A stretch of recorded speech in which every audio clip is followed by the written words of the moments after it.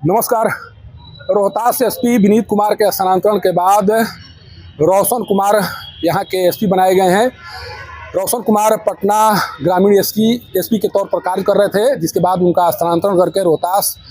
की कमान को उन्हें दे दिया गया है। जो ट्रैक रिकॉर्ड उनका दिखाई पड़ रहा है, जिस तरह से उनके द्वारा कई जगहों पर रहकर काम करने का प्रयास किया गया है, या जिस तरह से उनके द्वारा किसी भी समस्या को गंभीरतापूर्वक लेकर उस मामले का उद्भेदन करने की कोशिश की गई, उसी को देखने के बाद ऐसा लग रहा है कि एसपी रोशन कुमार रोहतास के लिए कारगर साबित होंगे और उनके द्वारा यहाँ पर जिस तरह से आपराधिक घटनाएं बढ़ रही हैं उस पर लगाम लगाने का भरपूर प्रयास किया जाएगा। न केवल प्रयास किया जाएगा बल्कि उसका परिणाम भी दिखाई पड़ेगा। तो रोशन कुमार मूलतः नौबतपुर के रहने वाले हैं, लेकिन उनके पिता और माता मुजफ्फरपुर में कार्यरत हैं। इसीलिए उनकी जो शिक्षा दीक्षा है वो मुजफ्फरपुर में हुई है, और शिक्षा दीक्षा मुजफ्फरपुर होने के कारण उनका लगाव मुजफ्फरपुर से ज़्यादा है। मुजफ्फरपुर में उनके पिता शिक्षक के पद पर कार्यरत हैं, जबकि माता स्वास्थ्य विभाग में एएनएम के पद पर कार्य करती हैं, और इसीलिए उनका पूरा परिवार मुजफ्फरपुर में रहता है। जो उनका पदस्थापन हुआ है, जिन जिन जगहों पर उनका पदस्थापन हुआ है, उन जगहों पर जिस तरह से उनके कार्य किए गए हैं, जिस तरह से इनके बारे में यूट्यूब या फेसबुक या अन्य जगहों पर खबरें दिखाई जा रही हैं, उसके अनुसार बतौर एसपी ये खासकर जो अवैध कारोबार में लगे लोग हैं उनके विरुद्ध इनकी कार्रवाई सख्त होती है। जब ये टिकारी गया के टिकारी के थानाध्यक्ष बनाए गए थे, उस दरमियान इनके द्वारा बालू माफियाओं पर नकेल कसने का भरपूर प्रयास किया गया था, और जब तक वहां पर थानाध्यक्ष के रूप में ये कार्यरत रहे तब तक किसी बालू माफियाओं के द्वारा अवैध कार्य करने की हिम्मत नहीं दिखाई गई। हालांकि वहां पर मात्र 2.5 माह तक ये पदस्थापित रहे। वहां से इनका ट्रांसफ़र एएसपी के तौर पर लखीसराय किया गया, और लखीसराय में जाने के बाद भी ये जिस तरह से कार्य किए, जिस तरह से वहाँ पर अवैध कार्यों के संचालन पर रोक लगाने का प्रयास इनके द्वारा किया गया, उसको देखने के बाद ऐसा साफ लग रहा है कि रोहतास में एक ऐसे ही आईपीएस अधिकारी की ज़रूरत थी जिसका पदस्थापन सरकार के द्वारा किया गया है। बतौर पटना ग्रामीण एसपी उनके द्वारा जिस तरह से अभी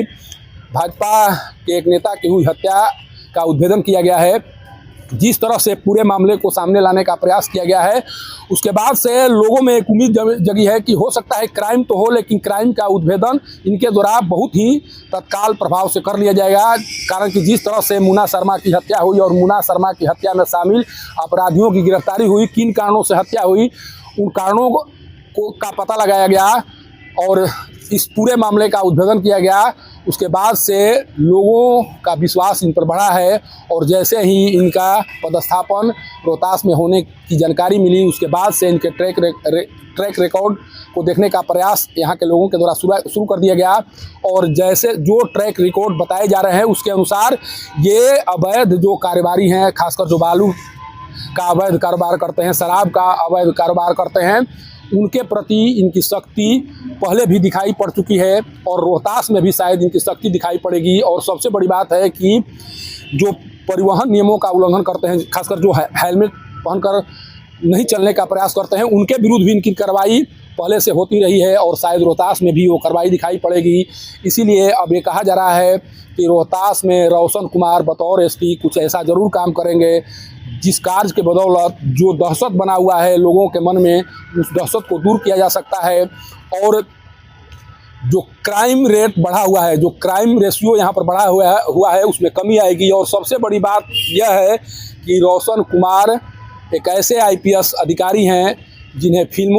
फिल्म देखने का बहुत बड़ा शौक़ है। इस तरह से अपने साक्षात्कार में बताया जाता है, जिस तरह से उनके द्वारा फिल्म को लेकर बातें कही जाती है, उससे साफ लगता है कि एक आईपीएस अधिकारी होने के बाद भी वो फिल्म को देखने की मद्दा रखते हैं, और फिल्म से जो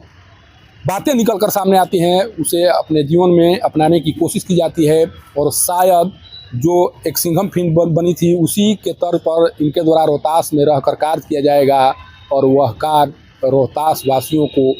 ज़रूर सुकून देने वाला साबित होगा। सासाराम से पब्लिक न्यूज़ के लिए सत्येंद्र चौबे की रिपोर्ट।